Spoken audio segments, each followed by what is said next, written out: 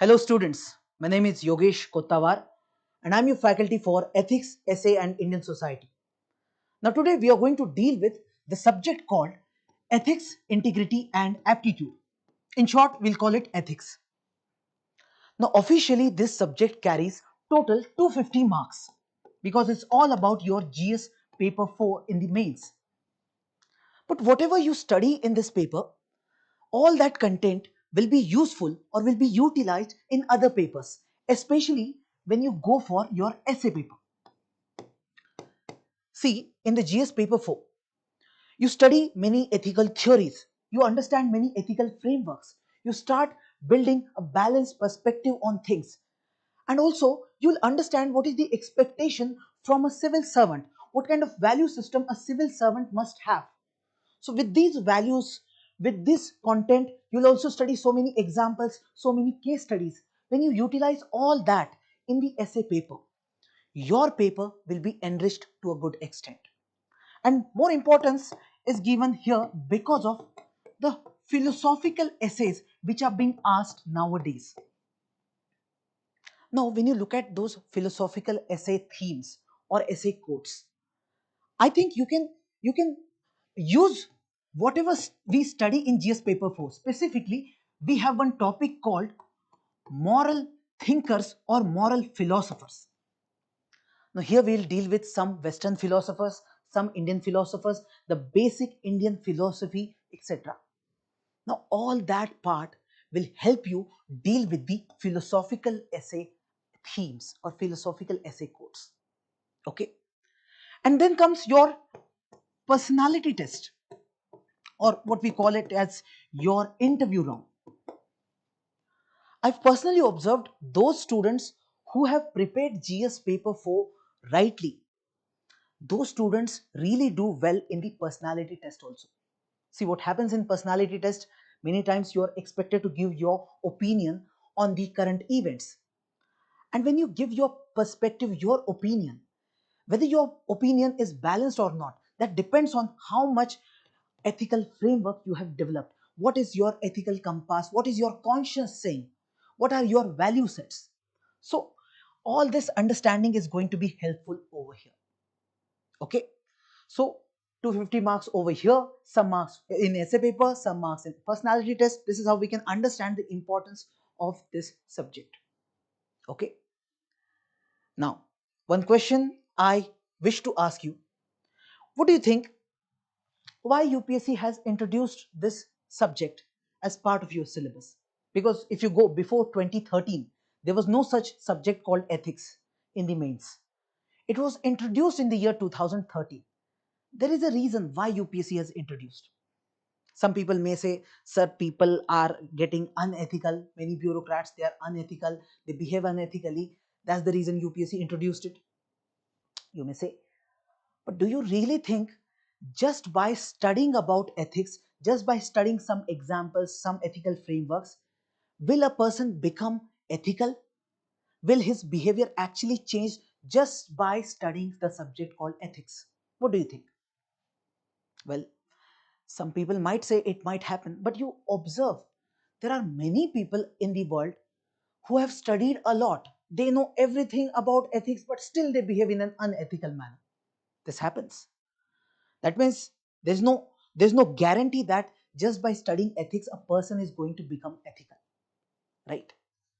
But still UPSC has introduced it because between 2000 and 2010 there were many reports coming from government agencies, coming from some labasna, the training centers, that the candidates which have been chosen by UPSC, those candidates are having knowledge of all the subjects, but they don't have the basic knowledge of administrative ethics. And that's where UPSC found that we need to introduce one paper. Now, what the logic of UPSC simply is, why does a person behave in an unethical manner? Normally, if you think about it, why would someone behave in an unethical manner? One reason could be that person is getting some kind of benefit or he has some kind of lust. See, a person is getting into corruption, is doing corruption. Why he is doing it? Because he is benefiting something from that act. He's doing something wrong because he must be having some lust. Now, this could be one reason, but there could be another reason, that is, the person lacks the knowledge. I'll give you one example. Just imagine a person who is a villager. This person has never seen a city. He doesn't know anything about the traffic in the city. Now, this person has came to a city for the first time, like Mumbai or let's say Hyderabad. Now, can you expect this person to follow all the traffic rules? Let's say when there is red signal, you should walk. When there is green signal, you should stop, let the vehicles go. Do you expect this person to follow these rules? No, you can't expect that, because the person does not have enough knowledge. The basic knowledge is missing. And because of his ignorance, there's a possibility that this person is going to break the rules, going to break these traffic rules. Okay. So this comes into picture that sometimes, because we do not have enough knowledge about ethics, enough knowledge about the basic administrative ethics, this could be one of the reasons why some bureaucrats might act in an unethical manner. Okay, to give you another example, if you introduce knowledge, this person might become ethical. There is a possibility, but there is no guarantee. Let's say, instead of understanding ethical and unethical parts, just understand one basic example. Think about smoking. Now, we all know that smoking is injurious to health. Smoking may cause some kind of problem in our body. Our lungs might get affected or something might happen to us. Now, look at one child. Let's say there is a child on an island and you have given this child a cigarette, and you started smoking in front of this child, and now this child is also given this cigarette. This child has no idea about the health impact of this smoking. Because he lacks the knowledge, there is a possibility he will go ahead with that act. But in case you educate this child, you provide all the details, all the information, now there is a chance, there is a possibility this child might not go for smoking. There is a possibility he may go for it. But at least this chance of bringing ethical behavior or the right behavior, instead of calling it ethical, I'll call it the right behavior, right for himself. He might go for that act just because of the element of knowledge. So here, even UPSC thinks that those candidates who are being chosen, at least they should have the basic understanding or basic knowledge of the administrative ethics, and that's the reason this paper has been introduced in your mains syllabus. Okay. Now, what is the nature of this paper, or how much we are going to gain, what all we are going to deal with in this paper? So I'll give you one example. From this example, you'll understand what we are going to study and what's going to be important from examiner's point of view. See, you must have heard about something called capital punishment. What is capital punishment? Death sentence. Someone is given death sentence. He will be hanged. He will be killed by the state. Now, if I ask all of you, are you in support of capital punishment or are you against it? What do you think? Whether courts or whether the state should give someone capital punishment, should give the death sentence, or they should not give this death sentence? Now, I know some people will say, sir, death sentence should be given, because when someone is doing some very heinous crime, let's say a terrorist killing thousands of people, like Kasab, that person should certainly be given capital punishment. Now, this is one argument. They may say, in the rarest of the rare case, we must give, sir. This is the argument coming from some people. Another argument which comes from another segment, they would say, sir, at any cost, we should not give capital punishment. State has not created a human being. State cannot even change its actions. Once a person is given death sentence, you cannot reverse it. And that's the reason we should not give capital punishment as such. Because someone may say, why do we have jails? Why do we have all this system of policing or all this system of courts and all? So that we make our society better. We reform our society. So if we start killing someone, how can you expect that the society will change? Instead, if you give this person some chance, you punish this person, but don't kill that person. You give this person a chance to reform, right? Now, this could be one of the argument. Now, understand one thing. When we are dealing with the subject ethics, basic understanding that people will have about the subject is what is right and what is wrong. This is what we understand from this subject, but it's not that easy to understand, easy to know what is right and what is wrong. Sometimes two actions are right, you have to choose between these two. Sometimes two actions are wrong, but still you have to choose one among these two. So in this case of capital punishment, whether giving capital punishment is right or absolutely removing this provision of capital punishment is right, both sides could be considered as right. Now for the examiner or for a person who is dealing with this paper of ethics, it's not important which side you are taking over here. Both sides are right. The point that would matter is what is your argument, why you are saying this kind of thing should be there or why this thing should not be there. What is your core argument? That argument is what is going to matter in this particular paper. Okay, so whatever happens, even a terrorist attack has taken place, or let's say someone is going for war. Let's say there was one question in previous year papers wherein we can understand UPSC wants whether you have a good mindset with respect to war, whether a country should go for a war just because a terrorist has attacked or not. Now these are the complexities which we will deal with. Okay, now one thing about this subject ethics is, even if you study, there is no guarantee that you are going to become ethical. This is for sure. It's completely dependent on yourself. Now, there is a philosopher called Aristotle. Aristotle calls this subject as subject ethics as something called phronesis. That means an applied kind of subject. Now see, there are two subjects. One is politics, one is ethics. These are not subjects which are theoretical in nature and which should be studied only in theoretical manner. Rather, these are practical wisdom. Okay, you need to practically learn it. You need to practically apply it. You have to apply it in your life. Then the relevance of this subject will come into picture. For example, you read 100 books related to politics. You become expert of political theories, political philosophy, political science. Still, are you going to become a politician? No. Then what's the use of your knowledge? Nothing. But if you actually practice politics, even if you have not studied anything, that's a different thing altogether. So just like politics, we have this subject called ethics, which is a kind of practical wisdom. That's why Aristotle has called it phronesis. Phronesis means practical wisdom. Okay, I hope you're getting the practical nature of this subject.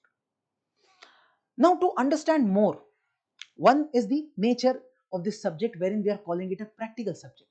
But now when you look at its nature, now I compare this subject with mathematics. And why I'm doing it? So that you understand its nature. Now mathematics is considered to be a very objective subject, whereas ethics is something we call as a subjective subject. Now, what do we mean by subject? What do we mean by object? At least you should know what do we mean by this. See, subject could be any person. I am a subject. Or anything around. You people are subjects. You people are conscious beings. You will have your opinion. You will have your own thought. Right? But when we say object, now this pen is an object. It doesn't have its own conscience as such. Right? I can consume this pen. I can utilize this pen, use this pen as per my choice. So object could be anything, anything that can be used by a subject, or anything that doesn't have its own conscience, that is not going to give us any opinion as such. Here, object will be having a fixed information. This pen is very static quantity. Subject, I will be thinking. I will have different opinions, different thoughts, different ideas. Okay. Now see the difference. When we say a subject is objective, that means this subject is not dependent on any subject. Let's say you talk about mathematics. 1 plus 2 is equal to 3. You go in India, you go in America, you go in China. Everywhere 1 plus 2 is equal to 3. So the answer is not dependent on any human being, any subject as such. The answer is dependent on the objective part, the objects. And that's the reason you will get every answer in mathematics as a clear cut answer. That will be the final answer, and that will be a universal answer everywhere. It's not going to change anywhere as such. But if I ask any question in ethics, here there is a possibility that the answer might differ from subject to subject, person to person. See, if I ask a very simple question, not the ethical question, but a simple question which is based on opinion. Let's say I ask you, who should be the next Prime Minister of India? Let's say the next election which is going to take place in 2029. Who should be the Prime Minister? Some people might say Sir Modi ji should be Prime Minister. Some might say Rahul Gandhi should be. Some people might say Kejriwal. Now see the difference. Answer is differing because subjects are involved. Here answer depends on subjects and not the objects. Okay, if I ask another question, what is the capital of India? Answer is New Delhi. What is the capital of India? When I say, the answer of this question depends on the object, that place. It doesn't depend on me or you. That means it doesn't depend on subjects. It depends on the object. That's why the answer is same everywhere. You ask anyone, they'll say New Delhi. But here when I ask about Prime Minister, the answer is different because here our opinion is coming into picture. Okay. So when subjects are involved, there is subjectivity. So when we try to get answers in ethics, if I give you a very much ethical dilemma, a very complicated scenario, you will be in a position wherein you will say that different people are going to give different answers. And I will say both of them are right, or maybe both of them are wrong. So I'll give you an example. Let's say you're in a good age. Right now, let's say you are in love with someone, and now you get that lady. There's a boy who is in love with a girl, and he takes this lady to his home. Now this boy belongs to, let's say, Maharashtra. Okay. And the girl belongs to Nagaland. Now there is a cultural difference between Nagaland and Maharashtra, right? Now when you take this girl to your home, the parents of this boy say that we can't adjust with this girl. We can't, because the culture is very different. Their food habits, their clothing habits, everything is different. We don't like this girl just because of these reasons. Now before getting this girl to your home, you had already promised this girl that I'm going to marry you. I'm going to stay with you forever. Now you have promised, you have some commitment over here that is important for you. But you have some obedience towards your family, wherein whatever your parents say, their consent matters to you. Now you are in a position of dilemma.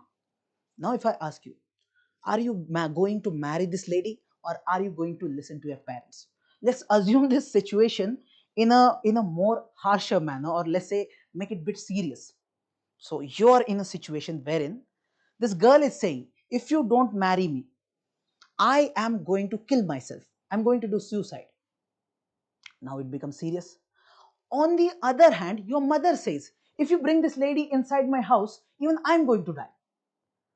Now the situation has become serious, right?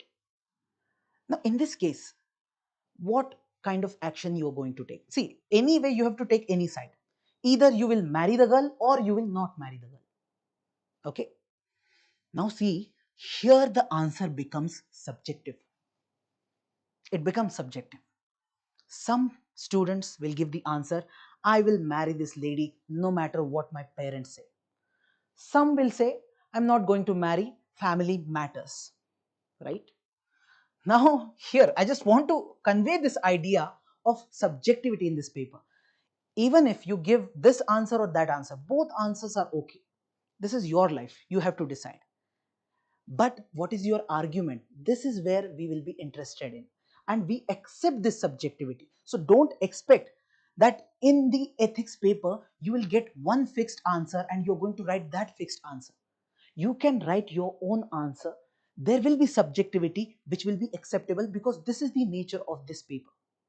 Okay, this is the core nature of this paper. That's it.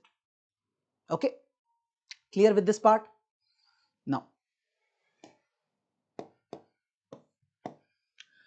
Now, if you look at the syllabus, although you have got all the copies, so if you read the entire syllabus, now I'll try to just categorize this syllabus into different subject lines.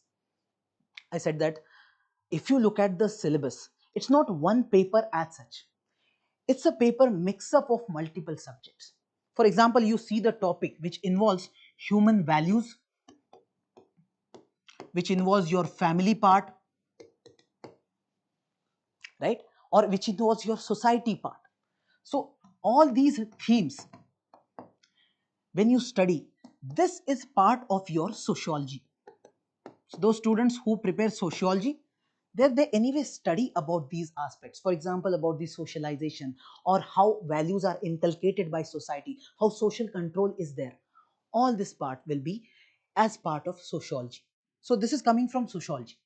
Okay. Then we have some we have some topics like aptitude, attitude, or let's say emotional intelligence, ER. Now these topics are actually coming from psychology. Okay, so psychology, there is a branch in psychology which is named as social psychology. In that social psychology part, you study about all these things. Okay, so we'll deal with psychology also. Then we have some topics like we have some philosophers to study. So moral thinkers, moral philosophers. So this is coming from the subject philosophy, right? And there is one more subject which is something we call as, okay,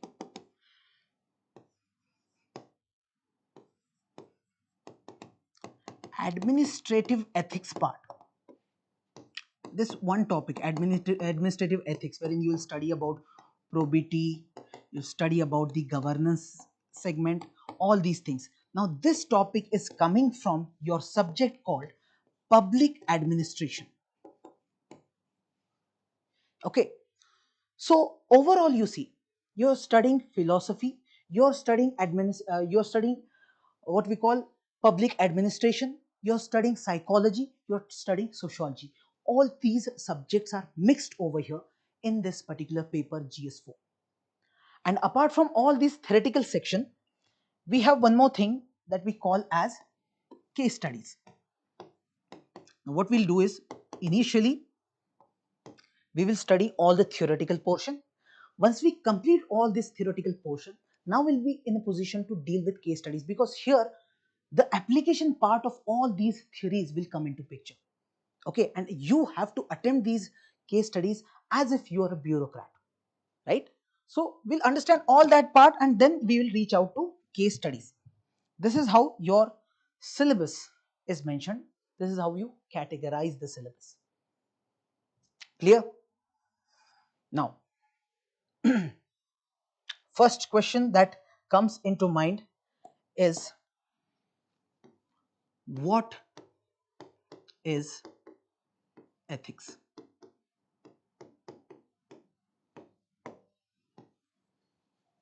What is ethics? Basic answer people will give, sir, the difference of right and wrong. If we understand what is right, then that is ethics. This could be one basic understanding that we may get from people. Now, if you ask me, if I have to get the meaning of ethics, I get total two meanings, two major meanings that I can come up with. If you look at the syllabus specifically, one type of meaning is coming from the subject called philosophy. Okay, so from philosophy, we get one meaning. This is relevant for your moral thinkers part. And another meaning that I get from the society part or social system part, that will be relevant in the first few topics, like the values part, like the family and society part. Okay, so if I talk about the first meaning, which is coming from philosophy. Now you see, when we talk about philosophy, what is philosophy? Philosophy is said as the love for knowledge, or we even call it the subject from which all other subjects have been derived. Here, phila means love, Sophia means knowledge. A person who is in love with knowledge, such a person is actually dealing with philosophy. And this subject, philosophy, is divided into total three branches. One branch is called as epistemology. Actually, this philosophy has evolved, although we can categorize into different subjects, but there are three major branches. One is epistemology, other one is metaphysics, and third one is your ethics. Now, just for the sake of understanding, you should have a brief idea about what do we mean by epistemology, metaethics, and what do we mean, metaphysics, and what do we mean by ethics as per philosophy. Now, first, epistemology. Now, this epistemology is also called as theory of knowledge. Now, what do we exactly do over here? We will try to know, we will try to identify the reality, identify the truth. So, let's say, for example, you look at this pen. If I ask you, what is the color of this pen? Most of you will say, sir, black color, right? Okay. Now, if I ask you, is it your belief that this pen is of black color, or is it your knowledge that this pen is of black color? I repeat, is it your belief or is it your knowledge that this pen is of black color? Most of yours, you will say, it's your knowledge. It's not your belief, it's your knowledge. Now, just understand one thing. Now, imagine in this classroom, we have 100 students. Out of 100, 2 students are color blind. And for these color blind students, this pen doesn't seem to be of black color. Let's say it looks gray. Now, who is right? Who is right? Just because majority is saying that this is of black color, should we accept that this is of black color? Just imagine the reverse example wherein, let's say in this classroom, 98 students are color blind and only 2 students are just like you people who are calling it black. Only 2 are calling it black, 98 are calling it as grey. Then what should we call it?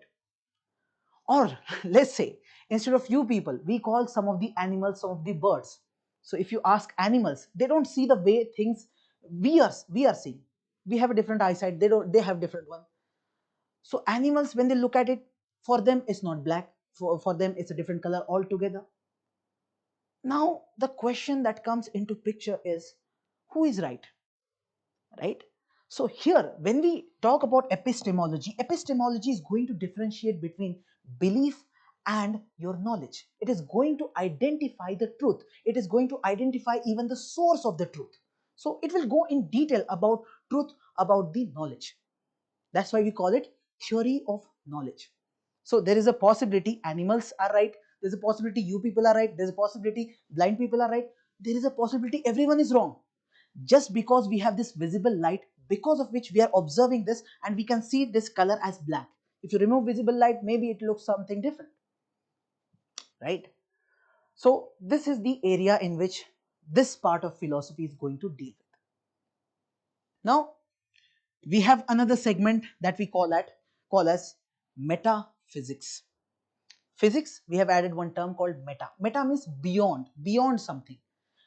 When we are going beyond physics, that is something we call as metaphysics.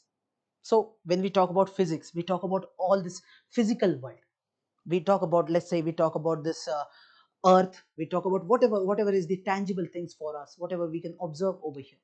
But when you go beyond this physical reality, beyond this physical world, so you might ask a question: who is God? What is the soul? You might ask, what is this universe?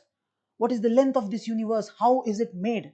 What is the purpose of these things? You go into the depth of asking those questions which are beyond this physical world. Then you are entering into the sphere of metaphysics. Okay, and there's a habit among students. They think that philosophy is all about this segment, talking about God, talking about soul, universe, all these things. No, it's just one segment. And now we have the third branch of philosophy that we call as ethics. This is a very interesting branch. Here, ethics deals with the purpose of life.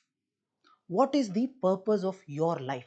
First of all, it is going to deal with the difference between right and wrong. Okay, then it will tell you what is the right action, what is the virtuous action.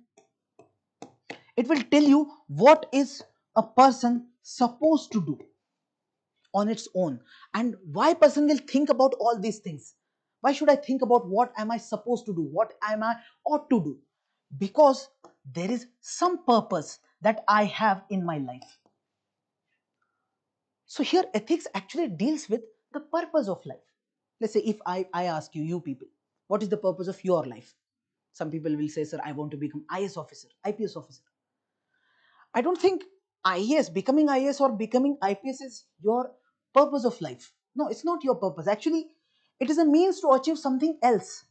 After becoming IAS, you're going to get something. That could be some amount of money, some prestige in the society, or let's say you want to settle some scores with some people, anything. Or maybe you'll become happy, whatever. So my point is, what is the purpose? You need to think about that purpose. Don't think about the superficial things. So let's say there's a person who wants to come into power, who needs some power, who wants to control people, who wants some kind of authority and all. So you want power. Let's say your purpose is to get power. Now there are different ways through which you can become powerful. One way, you can become IS officer, or you can get into politics or something. IS is an easier way. Or you can become a gangster. See, instead of IS, let's say IPS. IPS has got power, IPS has also got some guns, one gun only. Gangster has got multiple guns, right? Both are having power, both are the ways through which you can achieve your purpose. But how you achieve it, the method that you use, the means that you use, that also matters, right? So if you ask ethics, ethics will say this is a good way, this is not a good way, right? So when we study philosophy and when we study the third branch, that is this ethics branch, it is going to deal with the purpose of your life and how you can achieve that purpose, what kind of means you can use to achieve that purpose. So first, purpose of life, and second, the means to achieve that purpose. These two things will be very clearly shown in this ethics subject, which is being derived from your philosophy. Okay, so you can note this down, that what is your purpose of life and what is the means to achieve that purpose. This will be shown by ethics as part of your philosophy. Clear? Now when you know the purpose, when you are very clear about your purpose, and when you know the right path to go to that purpose, when you are very clear about it, then you're very clear in life. Then your life becomes virtuous, your life becomes meaningful. Okay, even if you're not understanding these terms right now, what do we mean by virtuous and all, don't worry, in few lectures you will get to know about all these terminologies. Okay, now this is one meaning. Initially I said there are two meanings of ethics. One of the meaning is coming from philosophy. Now another meaning that comes from the social system is ethics is a moral social system, or it's a social system which brings moral order in the society. Now, what do we mean by that? Now, this is a very technical language that we are using. To understand this, just look at the way people are doing their actions, whatever actions they are taking, how they are taking it, what's in them is actually leading to these actions. So there is one concept given by a psychologist, or a person who has studied psychology in detail, and he came up with the idea of id, ego, and superego. Now this is something we are using to understand the meaning of ethics better. Okay, so there are these three things, and we just want to know what is leading us. Now when we talk about this id, so id is something we call as basic instinct. You look at any animal, these animals, they run with their basic instincts. So let's say they want to sleep, they will sleep. They want to eat something, they'll go and just kill something and eat. Let's say they have some fear, so they'll run away. They're not using their brain, they don't have any rules as such to follow. Whatever basic instinct they have, they are getting immediately, they're going to follow that basic instinct. Now think about it. If human beings also start behaving the way animals behave, so for example, if an animal wants to sleep, human beings wants to sleep, we are sleeping, that's okay. An animal wants to kill the other animal, they're getting the basic instinct to kill and eat this animal.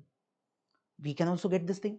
So in this classroom, if any human being starts killing any other human being, will our society work? You look at human beings, we have formed a society, we have formed civilization, right? And to live here, we try to ensure that we don't run with our basic instincts only. So let's say people also get sexual urge. Animals also get sexual urge. As soon as animals get sexual urge, they go for it. Do human beings go for it? No. We have some rules. We know that it is not supposed to be done. So let's say you're living in a family or you're sitting in the classroom. Just because you got sexual urge, or just because you got a basic instinct to just slap someone or kill someone, are you going to do that? No, you're not going to do that. Even if these basic instincts are there, you're getting, I'm not denying that you're getting those basic instincts. You certainly want to go ahead with that action. But still, when we are living in a human society, the human society controls you. And to control, it will try to bring in some values, some norms, which will be added in your mind since childhood. Since childhood, you are taught how to behave, how to behave, right? The real manners, the right manners.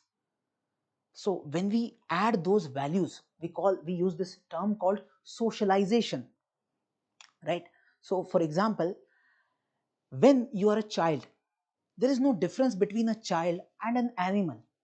Okay, that animal is selfish, this child is also selfish. Both behave in the same manner, right? Just take the toy of a child, you'll understand how this child behaves. Now, what society will do? Society is going to inculcate some values in this person. And here society will tell this child, don't behave this way. Don't ever try to kill someone. Or let's say you're not supposed to slap the people. Okay, you're not supposed to go with your id or go with your basic instincts.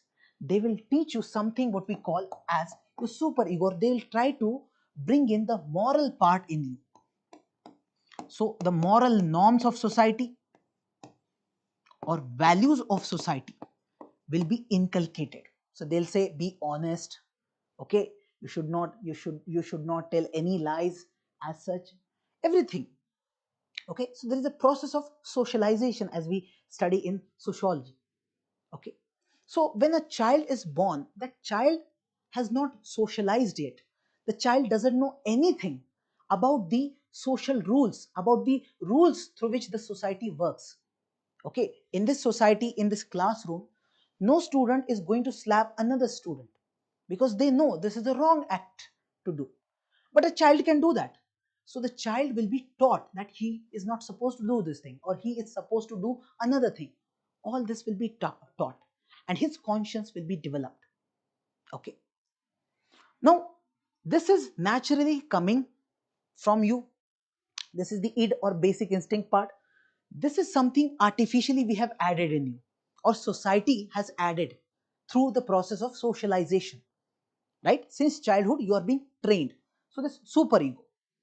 Society expects you to behave in this manner, wherein you just adhere to your super ego and you never behave in this manner. Let's say a person is just acting through its id. Whatever basic instinct is coming. On the way, he felt that he wants to slap someone, he slapped someone. He wanted to kill someone, he killed someone. Right? He wanted to have the sexual activity with a girl on the road, he has gone for it. He raped.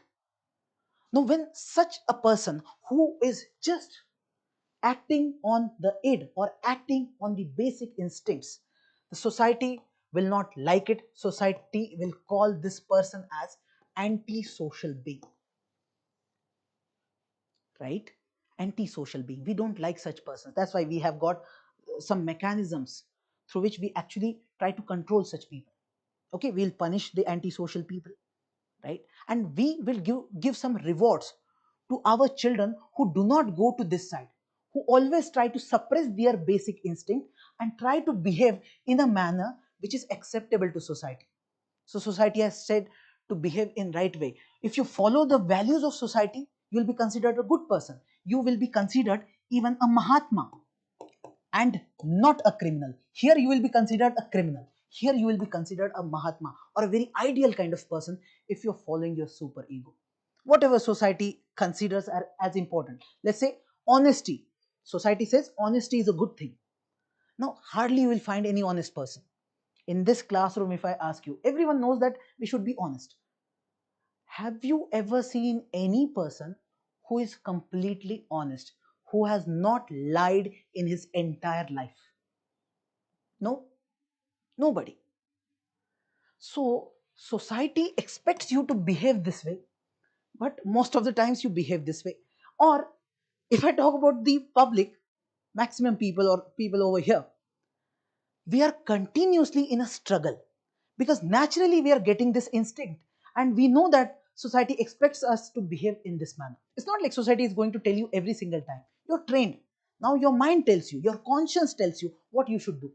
This part, what you should do and what you are getting from inside. Now this is continuously happening, right?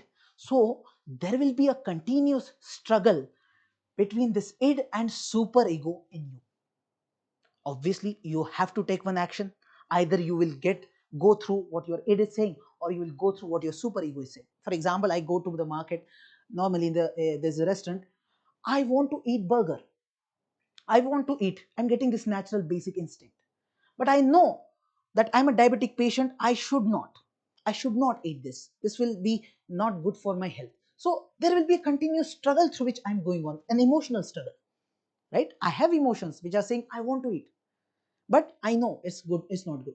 Similarly, your behavior, whenever you are behaving in any manner or any action you are taking, there will be a continuous struggle in your mind. And here I'm saying, when this struggle is there, after that, whatever action you take, okay, that forms your ego part. So ego part is nothing but your personality part. So whichever side, so we don't have most idealistic Mahatma kind of people over here, and we don't have completely people who are just leading with their basic instincts. We have people who are sometimes on this side, sometimes on that side, right? So let's say some people who come to Delhi, for the first time they came to Delhi, and till that time they were at home, so they were continuously being watched by their parents. Now nobody's watching. Now if they look at the people around, most of the people are smoking over here. Now they think whether to smoke or not. Family members told don't smoke. Here the friends are saying, bro, just go for it. So there is a tussle that we continuously observe over here, right? Just give me 1 second.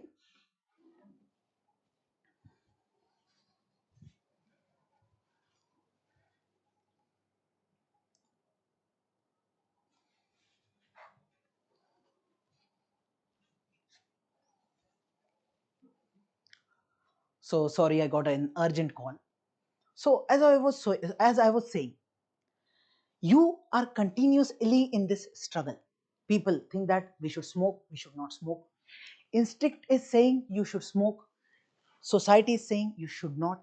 Similarly, for people who are vegetarian, they are coming from vegetarian background, their family, their relatives all are vegetarians, so in their mind they should be vegetarians. But when they are in the college, everyone is eating non-vegetarian food, they are also getting the basic instinct, maybe not for everyone, but some might be getting that. So here I'm saying this struggle is there, and eventually whatever actions you take, that forms your personality, or that forms your ego. This is the real you. This is the struggle that is going on, and this is the real you that we can observe.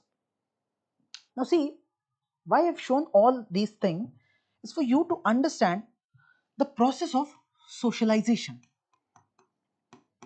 right?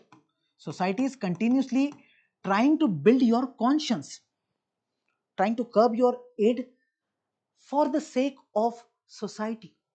See, you look at human society, we have built this society, we have built this civilization and all these things because we have all these rules, we have all these norms, or some rules which we follow. Animals are not following such rules. That's why you don't see the kind of society humans have built, animals are not in a position to build.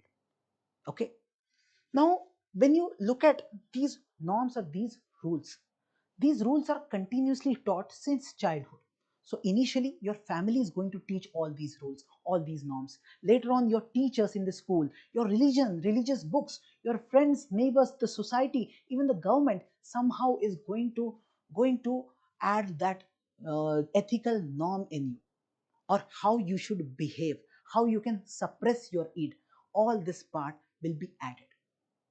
Okay, so you're expected that when your ego or your real part is there, in that the super ego should dominate every time. This is an expectation, although it's not always possible, but this is expected, and this is what we try to add in.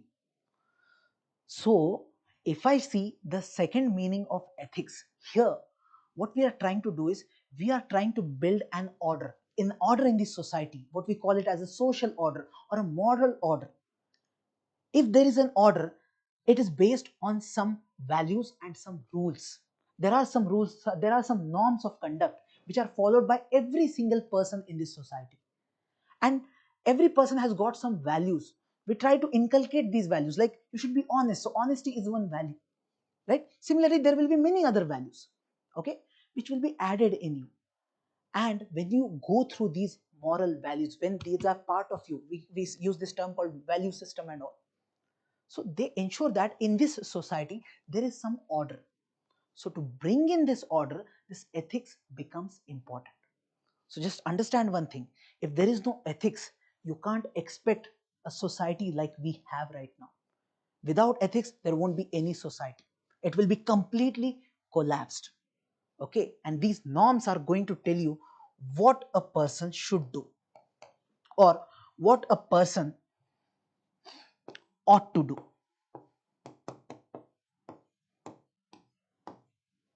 What a person is ought to do, what a person should actually do. This will be clearly told, clearly shown by all these societal norms. Okay, so both these meanings are important. Once we go through each and every chapter, especially when we deal with the first chapter, ethics, human interface part, then you will get this meaning of socialization part. This part you will understand better. When we get into the philosophical part, there you will understand the second meaning better. But just for the brief understanding, I've given you the definition part. Clear?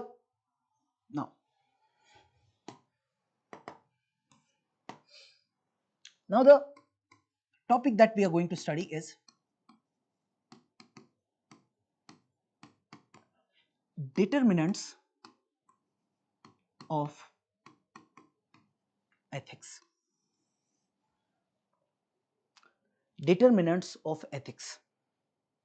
Determinants means, if we observe ethics in different societies, we will see that it's not like what is considered as right or wrong is not same everywhere.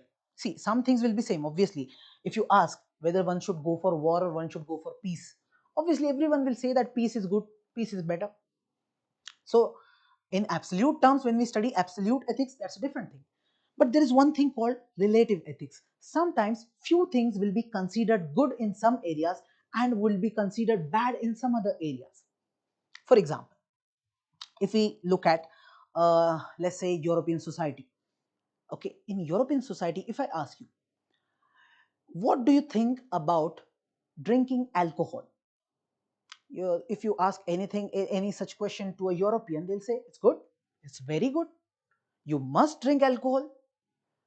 Now see the locality, see the geography.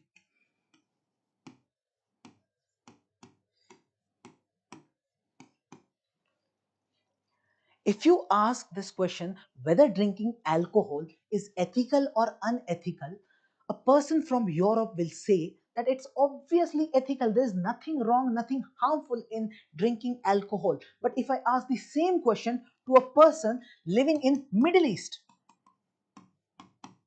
or let's say Saudi Arabia to be more specific, if you ask them, what do you think about alcohol?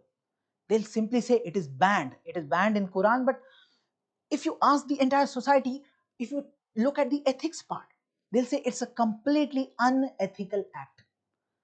Now, I would say there is one determinant of ethics which we call as geography. Geography plays some role in deciding your ethical compass or what you consider as ethical or unethical. Geography will decide that part. So when we talk about geography or environment, talk about your climate or your let's say the temperature, the terrain, etc. So you see the temperature in the Middle East and compare the temperature with the Europe. In Europe, there is temperate region, or the temperature is very low. If you have alcohol, it's good for you. It's going to be helpful for you. But if you're living in Middle East, where the temperature is already very high, drinking alcohol is going to kill you. It's not good. Now let's say instead of alcohol, if you take another example, let's say we take the example of this parda tradition that we have in India, especially in the region of Rajasthan.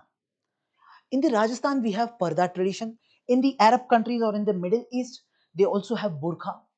Why are they wearing? Or let's say, how does this kind of tradition actually start? So these are the people living in the desert region.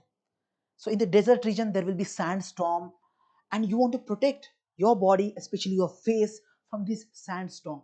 So that's the reason you're going for such kind of a parda, or that's the reason you might be going for such kind of clothes. So we understand one thing, that geography plays an important role in your culture, in your food habits, in your language, in your dressing, everything. So, geography has one role to play in considering something as ethical or unethical. Okay, so that part comes into picture. Now, this is one determinant. Another determinant would be your demography. Demography, or in simple terms, we can say, let's say we talk about your population. Now, think about this aspect. If I talk about the population in India and compare the population of Japan with it, in India, or not even Japan, just look at one locality where the population is very less. There's a village in which, let's say, there are hardly 30, 40 people are living, or 20, 25 people are living. Okay, compare it with another society where there are so many people. Okay, now if population is more, in that society, competition is very common. Everyone is going to compete with other person. So competing with other people, is it an ethical thing or unethical thing? Competition as a value is a good value or a bad value, negative or a positive value? Everyone will say it's a good thing. It's a very good thing to compete. Why? Because you have so many people, you have less resources, you have so many people, and there will be a fight for these resources. So competition will be considered as a good thing. But if I ask the same question to a person or people living in region where there are very less number of people, let's say you go to Ladakh and there are some villages in Ladakh, hardly few people are living over there. Now here they have got enough resources. Resources are more, people are less. What will happen? here these people are not going to consider competition as a good thing. Rather, they will give importance to cooperation. So you think about some religious communities, like if we talk about Jews have got really good what we call unity among themselves. Or in India also, there are some communities whose number is very less, right? For example, Jain community number is very less. So you will observe more cooperation in those communities. Okay, so demography has some role to play. Now this is just population aspect that I have taken. We can even take example of sex ratio. You know about sex ratio, that let's say in India we have 1,000 males, then we should have 1,000 females. So our marriage as an institution can continue in a proper manner, right? But let's say there is no balance. Let's say, for example, we have we have 500 males and 1,000 females. Now, is this stable? No. Is this demography stable? No. The sex ratio over here is completely destabilized. And to continue the marriage as an institution, to continue this society, what we need to do is we have to go for polygamy. Now, see, in India right now, if you ask someone, is polygamy right or wrong? Is polygamy ethical or unethical? Most of the people are going to say it's very unethical, sir. Why they are saying it? Because right now in India the sex ratio is decent. It's not like very much destabilized as such. No. But there have been times when sex ratio has got destabilized in many regions. Now let's say there is a war because of which many males have died, females are there. So there is this kind of a number. Now you will have to go for polygamy. So here for people, polygamy will become ethical thing. It will not be an unethical act as such to marry multiple people. It won't be a wrong thing. Okay, so this can be one thing. Even in the demography part, you can think about a society which is very diverse and any society which is not so diverse. So that difference, if you observe, let's say a person is coming from an area where all the members belong to just one particular religion. Okay, now compare this person with another person who belongs to a region where there are different communities living. Someone is Christian, someone is Hindu, someone is Muslim. Now if you observe these two people, there will be difference of opinion. What they will consider as ethical or unethical, that is also going to be very different. Okay, so first we studied the geography as one determinant of ethics. Second, we studied demography. Demography is going to decide the ethics part. Okay,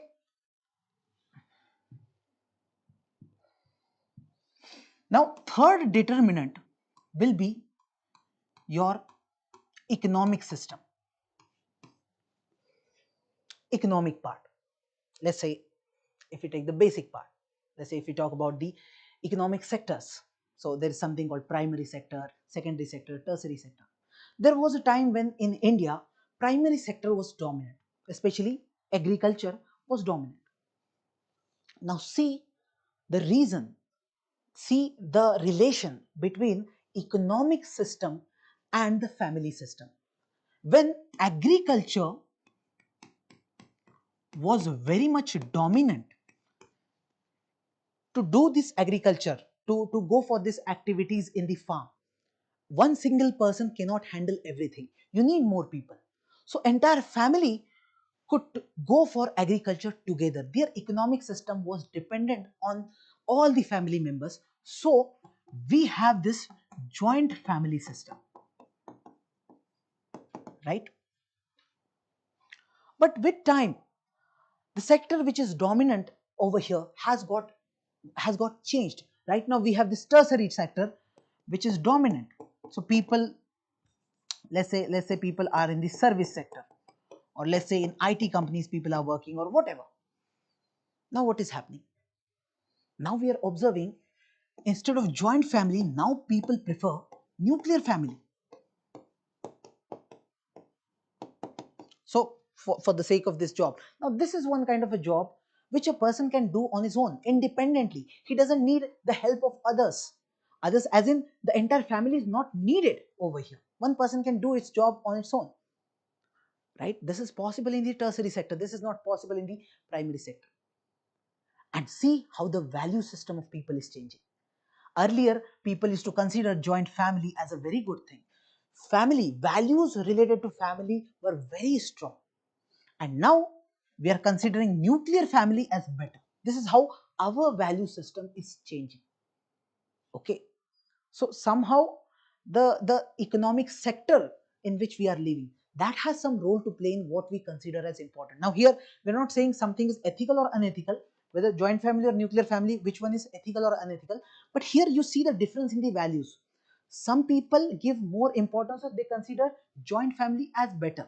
Some will consider nuclear family as better. So you see the difference coming from the economic system part. Okay. Or if I take another example, I can talk about the system of capitalism. Just compare the system of capitalism with that of communism, or let's say any society where community is given more importance. In capitalism, individual is given more importance. Okay, here we talk about individual rights like the privacy rights and all. Here we talk about the collective rights, the rights of community. Now see the difference in a society. If you go to America, the people over there, they are going to consider individual rights as more important than the community rights. So initially I had given one example, that a boy from Maharashtra, he brought one lady from Nagaland and went to family, and now family members are saying no, and he is in a dilemma whether to give importance to the community or to the family, or to give importance to individual self, right? He wants to marry this girl, family doesn't want him to marry. Now he's in this conflict or dilemma. Okay, so if you are in India, most probably you will eventually go with the family, but if you are an American, you will most probably go with yourself, because for you, going with your thought, your choice, that is more important, that is more valuable, that is ethical. Okay, so that's how we see the difference, wherein the economic system in our country can also determine what we consider as ethical or unethical. Okay, now we understood the economic system part. Now next could be your political system. So in what kind of political system, or in your country, what kind of political system is existing, that can also decide what you consider as a right thing or wrong thing, or what will be your values, which values will be important for you. Let's say we are living in a democracy, so countries like India or countries like America, Britain, etc., and there are some authoritarian regimes, let's say North Korea. Okay, so USA, India. Now think about one aspect, just see the difference. When you're living in an authoritarian regime, or we also use this term called tyrannical system or tyranny, understand one thing: when you are living in a tyrannical system or in North Korea, the value system is developed in such a way that people consider the obedience as an important thing. Even in our military, you see, in the military it is expected that whatever order is given by your seniors, you have to obey that. You're not supposed to question it, you're not supposed to discuss it. There is no question about it, you have to obey the orders. So people in the authoritarian regimes, their value system develops in such a way that whatever is being told, you have to obey that. And that's why some kind of intolerance gets developed if someone is not obeying, if someone is questioning. Let's say you start questioning your parents for anything, that is not obedience. So this leads to intolerance from their side. Now compare exactly this idea with the democracy. In democracy, we give importance to dissent, we give importance to discussion, we give importance to debate. We don't directly obey what the other person is saying. No, we question. And it is considered more ethical to question. Instead, even if the person, whatever he's saying is right, still questioning it is considered as a more ethical thing in a democracy. Okay, so this is how your political system is also making some difference. Clear? Now, one more determinant is your religion. Now, I don't need to give any example for this. You all can understand that religion certainly has some role to play in our life, right? Everyone is influenced by religion to some extent. Now, if you look at the religion, the nature of the religion to which you belong to, even that has some role to play. What you consider as ethical or unethical. See, some people will look at all the things as ethical or unethical from the religious perspective only. If the religion says something is right, they'll consider it as right. That's a different thing. I'm talking about the nature of your religion. There could be a religion which is very progressive, which is relatively very much progressive, and there will be some religions which are relatively regressive. So there will be some religions which give importance to women, which give importance to change, or some reforms are allowed in some particular religions. So there could be a nature of religion which is bit soft, wherein it's not like you have to adhere to each and everything as mentioned word to word, and 1% deviation is not allowed. Such strong statements are there, or such kind of what we call regressive nature is there, wherein, let's say, the rights of women, children, or any vulnerable group is not given importance. Okay, let's say there are some practices in a particular religion which directly go against the dignity of women, which try to suppress them rather than uplifting everyone. So we will call such a religion as regressive, and exactly reverse to that will be a progressive religion. Now, whatever is the religion, now this will have some impact on your thought, what you consider as good or bad, or what you consider as ethical or unethical. Okay, so there must be some practices in the religion to which you belong to, and just because the religion has influenced you, you consider that practice as right. Now in India we had this sati pratha, sati practice, right? Now that was a regressive practice, but the nature of religion allowed the practice to be removed, and we saw many reformers coming into picture who changed it. Okay, so this is how we see religion has some role to play. Although we'll study about ethics and religion, the comparison between ethics and religion in detail in the next lecture, so you'll get a better idea about this topic in detail. Okay, so right now just try to think about all these aspects. Now these are the determinants that we can think from society perspective. If we look at an individual, there are some more determinants that will come into picture. The major part will be decided by a person's experience and the knowledge. Now see, the knowledge part would be different for every individual. You look at Raja Ram Mohan Roy. He was part of the same society, but his thoughts were completely different from others, right? So the knowledge that you get, whether through books or through other means, you can get the knowledge even through your experience also. And this knowledge which is coming through either books or through ideas or through experience, that can change your personality, that can change the way you look at things, when you will consider something as ethical or unethical.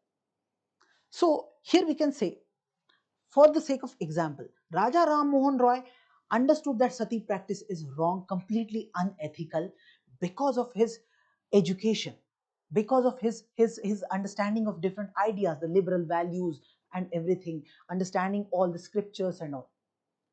If you take another example, if you take the example of Mahatma Gandhi and Ambedkar. Now this would make us understand the experience part better. You see, both of them were against untouchability. Both did not like untouchability. So they considered it as wrong. But see the intensity in through which they look at this practice of untouchability as unethical. Look at the intensity. The intensity is very different. Gandhiji calls it as wrong practice. He's taking some steps. Ambedkar considers this act as the most sinful act, and he's very strongly objecting to it. So here if you see, there is a difference because of experience. Ambedkar had experienced untouchability. That's the reason he knows how wrong this practice is all about. Okay, and there will be definitely some element of the knowledge the person is getting from all the things. Okay, so if I have to look at this thing, what kind of practice you will consider as ethical or unethical, which value will be given importance and which value will not be given importance by you, all this depends on different determinants, different factors. Okay, so that's all for now. We'll study the next part later on. Thank you.